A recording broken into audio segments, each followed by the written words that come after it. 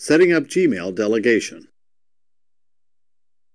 As a personal assistant, you've probably been tasked with composing and responding to messages for your supervisor. To quickly set this up in Gmail, your supervisor must first grant you direct access to their Gmail account. Once you've been granted account access, you can then view their inbox and compose and respond to messages on their behalf. You will not, however, be able to chat on their behalf, change their password, or modify many of their account settings. In this short video, we'll use Mary and Paul to help demonstrate the steps needed to become a delegate of your supervisor's inbox.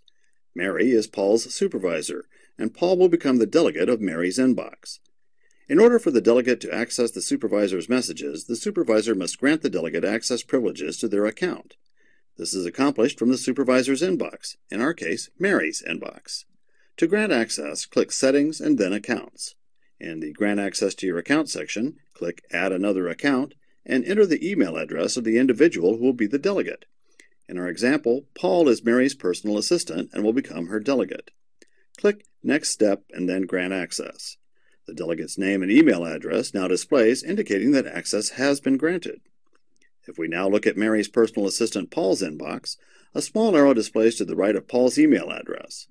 Clicking the arrow allows the personal assistant to select and access his or her supervisor's inbox.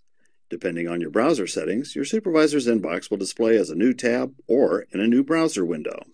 As the personal assistant, you can now access your supervisor's inbox and compose and reply to messages on their behalf. Looking in Mary's inbox, we can see that she has received a message from Frank at solarmora.com. Paul can now quickly reply to the message on her behalf.